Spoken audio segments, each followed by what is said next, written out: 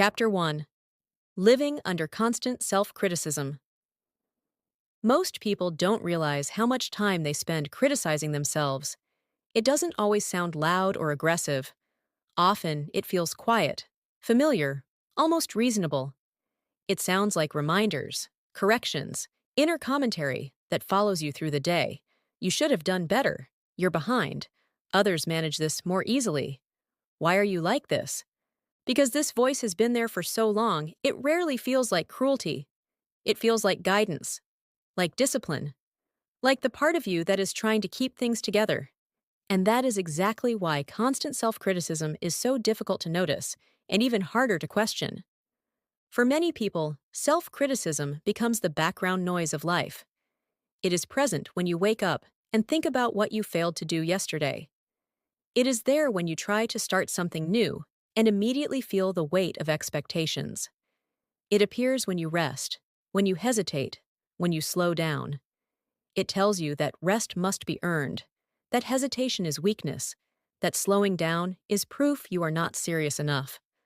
Over time, this internal pressure becomes normal. You don't ask whether it helps. You assume it is necessary. You believe that without it, everything would fall apart. But living under constant self-criticism does not create clarity. It creates tension.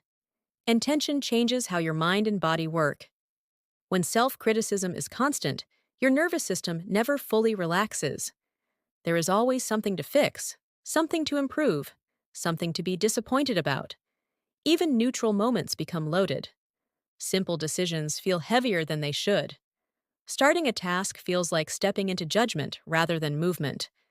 This is where productivity quietly begins to break down. Self-criticism is often mistaken for motivation. Many people believe that being hard on themselves is what keeps them moving forward, that without pressure, they would become lazy or careless. But pressure does not automatically produce action. In many cases, it produces hesitation, avoidance, and mental fatigue. When your inner voice is harsh, starting becomes risky. Every action carries the possibility of confirming your worst beliefs about yourself. If you try and fail, the voice gets louder. If you succeed, the voice raises the bar and reminds you it's still not enough. There is no safe outcome, so your system learns to delay.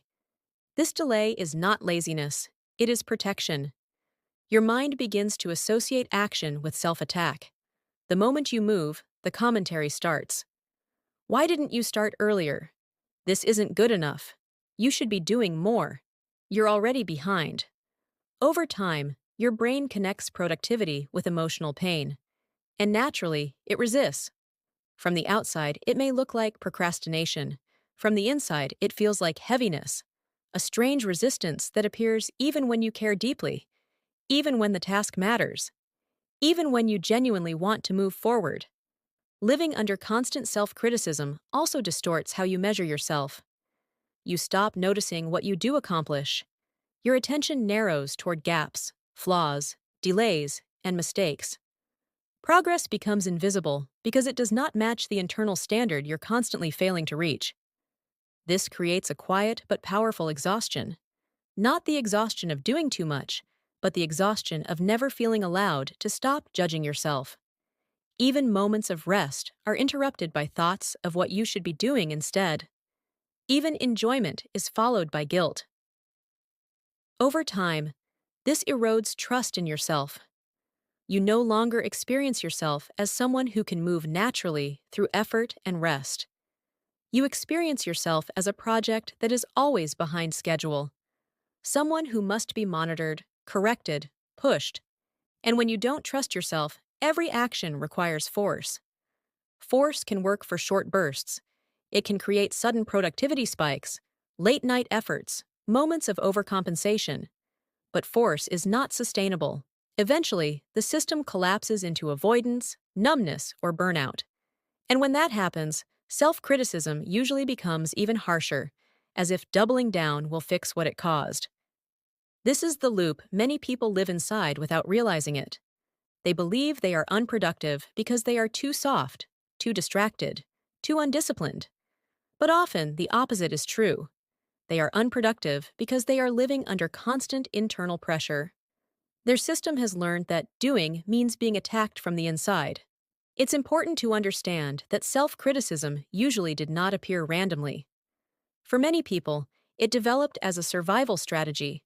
It may have helped you perform, adapt, or stay acceptable in environments where mistakes felt costly.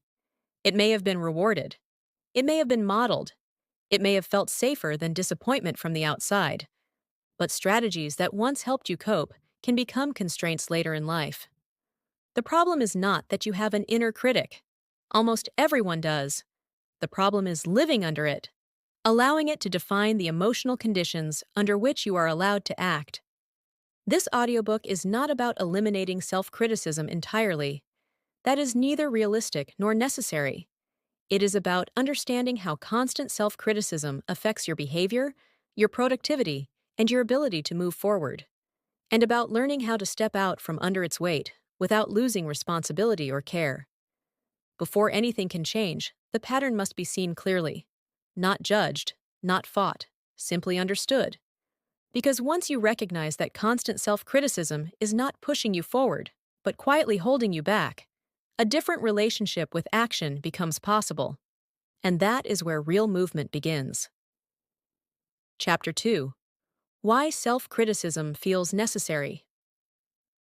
For many people, self-criticism does not feel optional. It feels essential, like a stabilizing force that keeps everything from falling apart. When you imagine letting go of that inner pressure, something inside immediately resists. A question appears. If I'm not hard on myself, what will make me act? What will keep me responsible? What will stop me from doing nothing at all? This belief is deeply ingrained. It is the reason self-criticism survives, even when it clearly causes harm. It feels protective. It feels like the price of competence. And because it has often been present during moments of achievement, it becomes easy to assume that it is the cause of those achievements. But feeling necessary does not mean being effective. Self-criticism usually develops early, not as a flaw, but as an adaptation. For many people, it begins in environments where approval was conditional, where mistakes were noticed more than effort, where being good enough meant being alert, self-monitoring, and cautious. In those conditions, an internal critic can feel safer than relying on external feedback.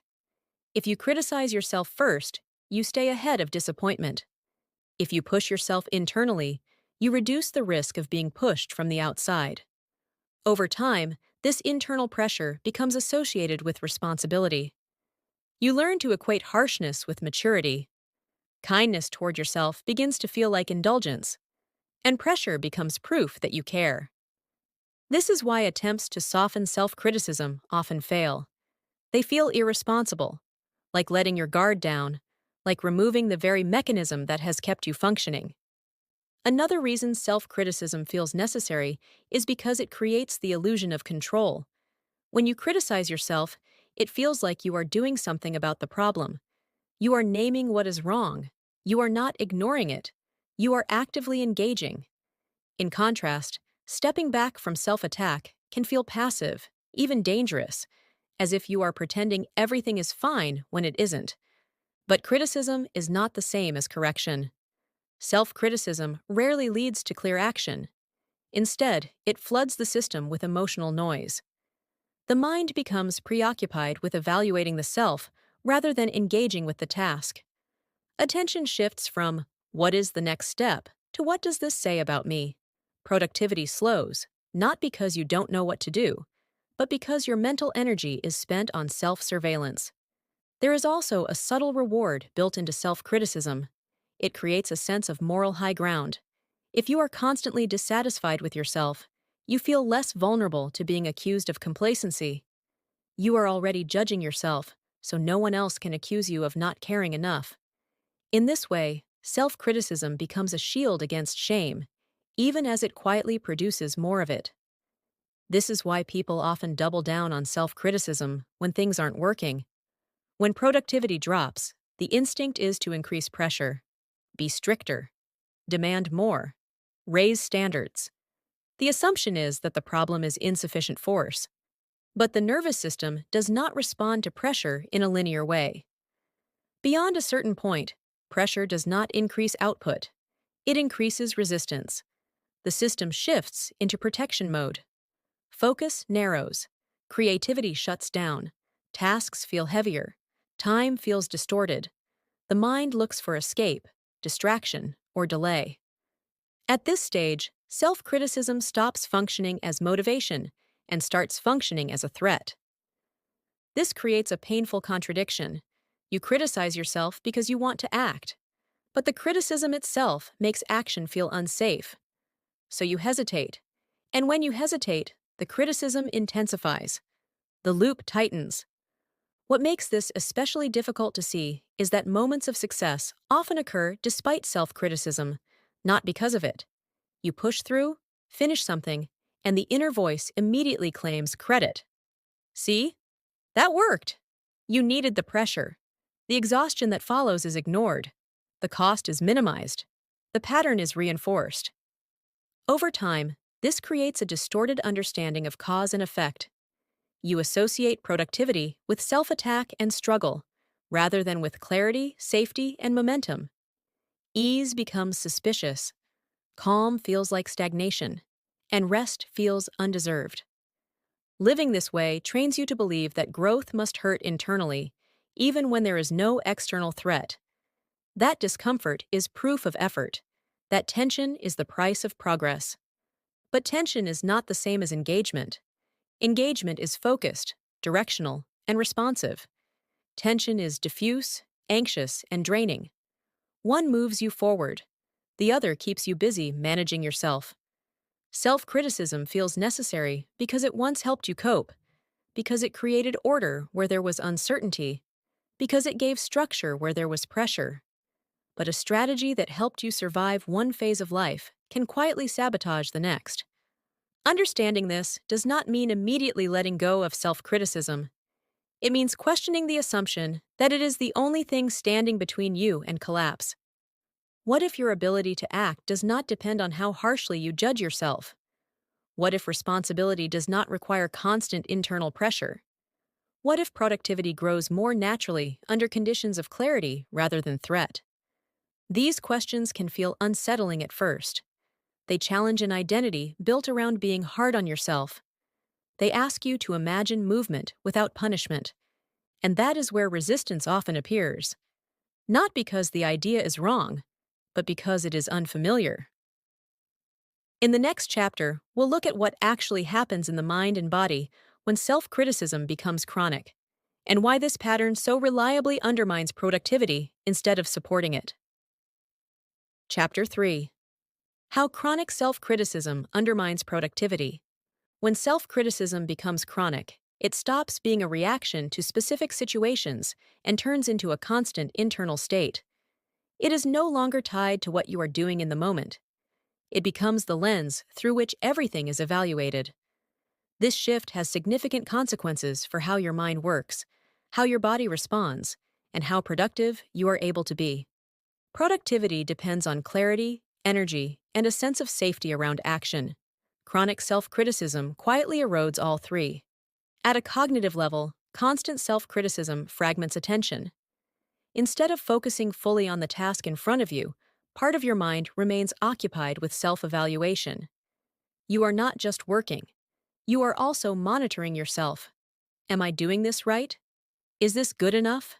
Why am I so slow? This ongoing commentary pulls mental resources away from execution. Tasks take longer, not because they are difficult, but because attention is divided. This internal monitoring also disrupts decision-making. When every choice is followed by judgment, decisions start to feel risky. Choosing incorrectly is not just a mistake. It becomes evidence against you. As a result, you hesitate. You overthink. You delay starting because starting means opening yourself up to evaluation. Productivity slows, not due to lack of ability, but due to fear of internal consequences. At the emotional level, chronic self-criticism generates a low-grade sense of threat. The nervous system does not distinguish sharply between external danger and internal attack. Harsh self-talk activates stress responses in the body. Heart rate increases slightly, muscles tense, breathing becomes shallower. Over time, this state becomes familiar. You may not consciously feel anxious, but your system operates as if something is always about to go wrong. In this state, the brain prioritizes protection over exploration. It looks for ways to reduce discomfort quickly. Distraction becomes appealing. Avoidance becomes logical. Rest becomes difficult because rest does not stop the internal voice. The system learns that doing nothing can sometimes feel safer than doing something under judgment. This is one of the reasons productivity collapses under chronic self-criticism. Action is no longer neutral. It is emotionally charged. Every task carries an added cost: exposure to self-attack. Even small tasks can feel disproportionately heavy because they activate the same internal response. There is also an important impact on motivation. Motivation is sensitive to perceived safety. When effort consistently leads to self-criticism, motivation naturally decreases. The mind stops offering energy for activities that result in punishment. This is not a failure of character, it is basic learning. The system adapts to reduce pain. Over time, this creates a pattern where you wait for the right moment to work. A moment when you feel less pressure, less judgment, more confidence. But because self-criticism is constant, that moment rarely arrives. Productivity becomes dependent on rare windows of relief rather than steady engagement. Another consequence of chronic self-criticism is reduced resilience. When mistakes occur, the response is not adjustment, but collapse. Instead of thinking, "That didn't work, I'll try again," the internal narrative becomes global. "This proves I'm incapable. I always mess things up. Why do I even try?" Recovery slows. Setbacks feel final rather than informative. This reduces experimentation. You stop trying new approaches because the cost of failure feels too high. Productivity becomes rigid. You stick to what feels safest, even if it is inefficient or outdated. Growth stalls, not because you lack ambition, but because exploration feels dangerous. Chronic self-criticism also distorts how effort is perceived. Effort begins to feel synonymous with struggle. If something feels hard, you interpret it as proof that you are lacking. If it feels easy, you suspect you are not doing enough. This creates a no-win situation. You are either failing or not trying hard enough. As a result, productivity loses its natural rhythm. There is no balance between effort and recovery. You push too hard when pressure peaks, then crash when the system can no longer sustain it. Periods of intense effort are followed by periods of avoidance or exhaustion. From the outside, this can look like inconsistency. From the inside, it feels like losing control. One of the most damaging effects of chronic self-criticism is how it reshapes identity. You stop seeing productivity as something you do and start seeing it as a measure of who you are. Every productive day feels like temporary relief. Every unproductive day feels like confirmation of a deeper flaw. This makes it almost impossible to relate to work neutrally. When productivity is tied to self-worth, the stakes become too high. The system reacts by freezing, procrastinating, or numbing. Not because you don't care, but because caring has become overwhelming. Understanding this mechanism is crucial. It shifts the question from, "Why can't I be more productive?" to, "What conditions am I creating internally when I try to work?" Chronic self-criticism is not a personal weakness. It is a context, and contexts shape behavior. In the next chapter, we'll explore how to begin loosening the grip of self-criticism without losing responsibility or structure, and what it actually takes to create conditions where productivity can return naturally. Chapter 4. Replacing pressure with clarity. When people begin to question self-criticism, a common fear appears almost immediately. If I stop pressuring myself, won't everything fall apart? Won't I become careless, passive, or unmotivated? This fear keeps many people trapped in the very pattern that is draining them. But removing pressure is not the same as removing structure. What actually needs to change is not your standards, but the internal conditions under which you try to meet them. Pressure works by threat. It relies on fear of failure, fear of judgment, fear of falling behind. Clarity works differently. It relies on orientation. It answers questions like, what matters right now? What is the next step?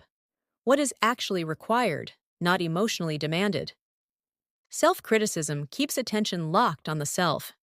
Clarity shifts attention back to the task. When pressure dominates, the mind becomes preoccupied with evaluation. Am I good enough? Am I doing this right? What does this say about me? These questions feel urgent, but they do not move anything forward. They generate tension without direction. Clarity reduces this noise. It narrows the focus. Instead of asking whether you are failing, it asks what is needed. Instead of judging delay, it looks at conditions. Instead of attacking the self, it engages with reality. This shift may sound subtle, but its impact on productivity is significant. Under pressure, every task feels heavier than it is. There is an emotional surcharge attached to action. Under clarity, tasks return to their actual size. You see them as steps rather than tests of character. This alone can reduce resistance dramatically. Replacing pressure with clarity does not require positive self-talk or forced kindness. It does not mean convincing yourself that everything is fine. It means changing how you relate to difficulty. Difficulty does not automatically mean failure. It often means that something is unfamiliar, complex, or requiring adjustment. Pressure interprets difficulty as a personal flaw. Clarity interprets difficulty as information. When you operate from clarity, delays are examined rather than condemned. You ask why something feels hard instead of assuming that you are the problem. You notice patterns without immediately moralizing them. This creates space for practical solutions to emerge. One of the most important aspects of clarity is distinguishing between responsibility and self-punishment. Responsibility is about responding to reality. Self-punishment is about attacking yourself for not matching an ideal. Many people confuse the two. They believe that without self-punishment, responsibility disappears. In reality, self-punishment often blocks responsible action by overwhelming the system. Clarity supports responsibility by making action feel possible again. It reduces emotional friction so that energy can be directed toward movement rather than self-management. Another key element of clarity is realistic pacing. Self-criticism tends to demand more than the system can sustain. It sets expectations based on ideal performance rather than actual capacity. When those expectations are not met, criticism escalates. Clarity adjusts expectations to fit current conditions. It asks what is realistic today, not what should be possible in theory. This does not lower standards permanently. It creates a workable entry point. Small, clear steps often produce more momentum than ambitious, pressure-driven plans. When the system experiences movement without punishment, trust begins to rebuild. Action stops feeling dangerous. Productivity becomes less about forcing and more about engagement. It is also important to understand that clarity is not passive. It is active but calm. It requires attention, honesty, and willingness to see things as they are. This can feel uncomfortable at first because it removes the familiar structure of self-criticism. Without constant internal pressure, there may be moments of uncertainty. You may not immediately know how to motivate yourself. You may feel a temporary loss of urgency. This is not failure, it is recalibration. The system is learning a new way to relate to effort. Over time, clarity begins to create its own momentum. Tasks feel less emotionally loaded. Starting becomes simpler because it no longer triggers immediate self-attack. Mistakes become easier to recover from because they are no longer interpreted as proof of inadequacy. This does not mean productivity becomes effortless. Effort is still required. Focus is still required. But the effort is cleaner. It is directed outward rather than inward. Energy goes into doing rather than into managing internal conflict. One of the most powerful shifts that clarity allows is separating self-worth from output. When you no longer treat productivity as a measure of who you are, the stakes of action decrease. Lower stakes make action more accessible. This is not a paradox. It is a psychological principle. People perform better when they are not constantly defending themselves against internal attack. Replacing pressure with clarity is not an overnight transformation. Self-criticism has often been present for years. It will not disappear immediately, but each time you choose orientation over judgment, you weaken the old pattern.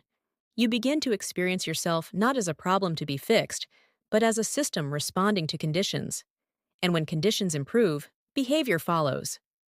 In the next chapter, we'll explore how to build a relationship with productivity that does not depend on constant self-surveillance, and how to move forward without turning every effort into a personal verdict. Chapter 5.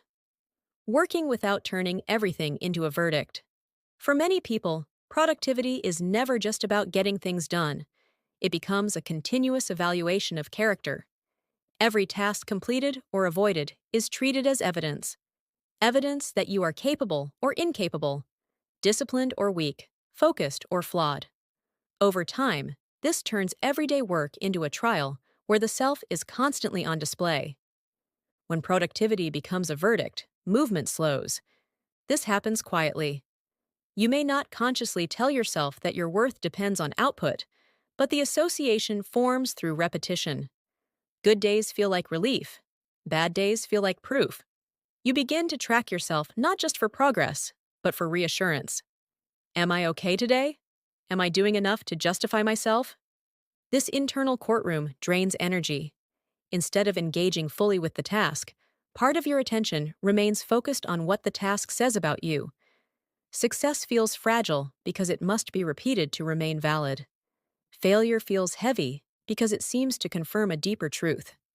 Under these conditions, working becomes emotionally expensive.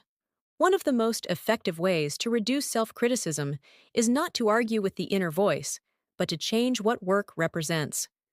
Productivity needs to stop functioning as a verdict and start functioning as a process.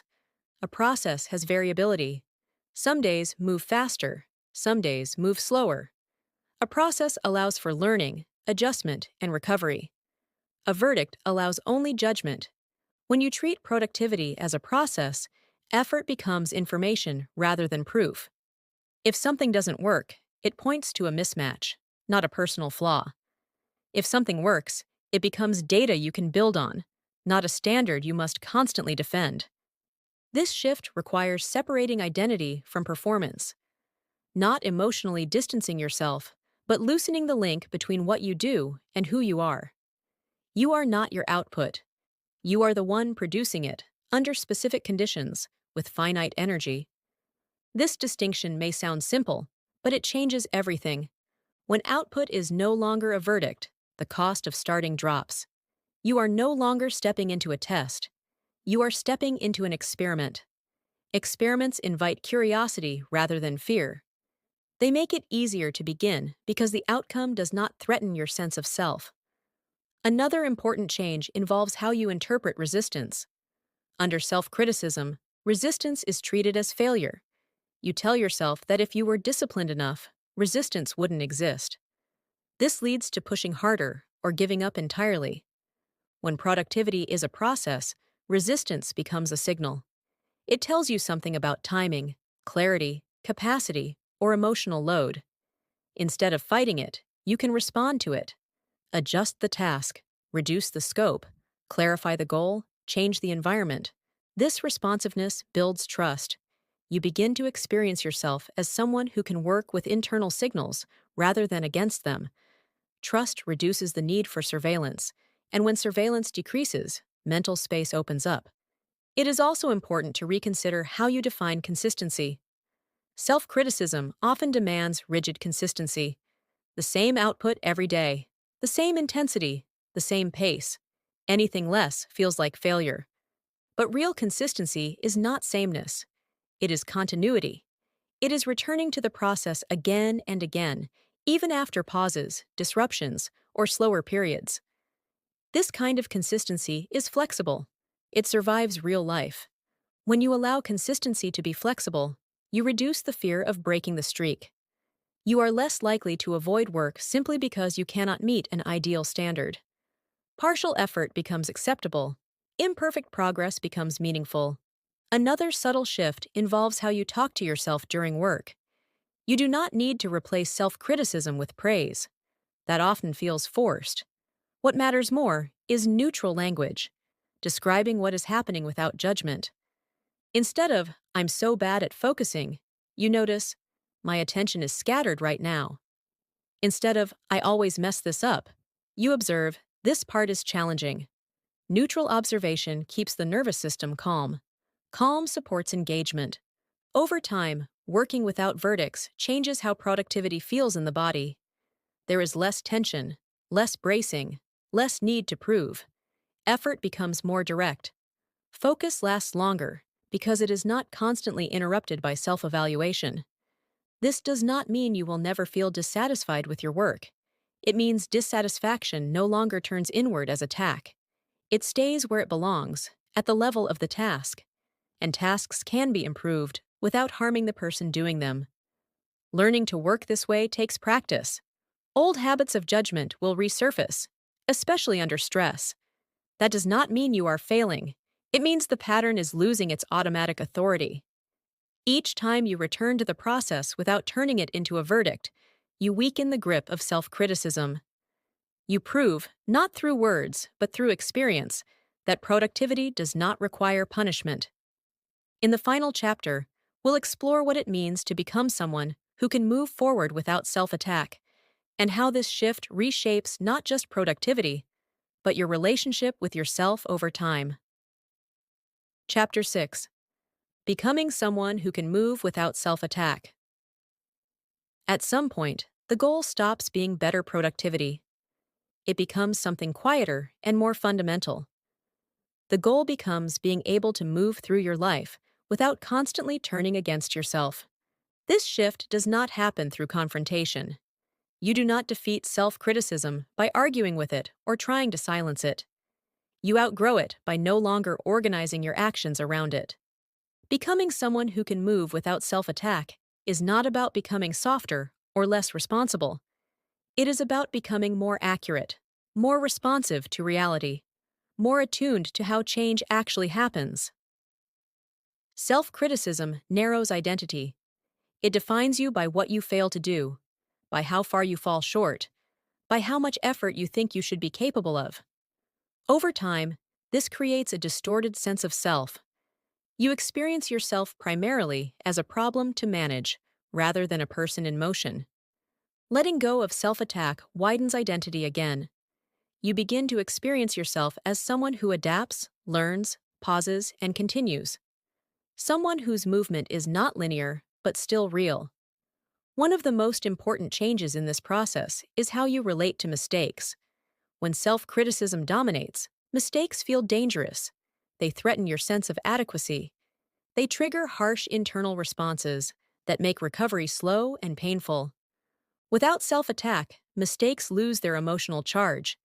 They remain relevant, but they no longer define you. You can acknowledge them, adjust, and continue. This ability to recover quickly is one of the most reliable predictors of long-term productivity. Another change involves how you experience effort. Under self-criticism, effort is heavy. It feels like resistance, like pushing against yourself. Without self-attack, effort becomes cleaner. It still requires energy, but it is no longer accompanied by hostility. This difference matters. Clean effort is easier to repeat. It does not drain you in the same way. It leaves space for rest, reflection, and renewal. Over time, this creates a new kind of consistency. Not the rigid consistency of forcing yourself daily, but the resilient consistency of returning again and again without drama. This form of consistency survives stress, interruptions, and changing circumstances.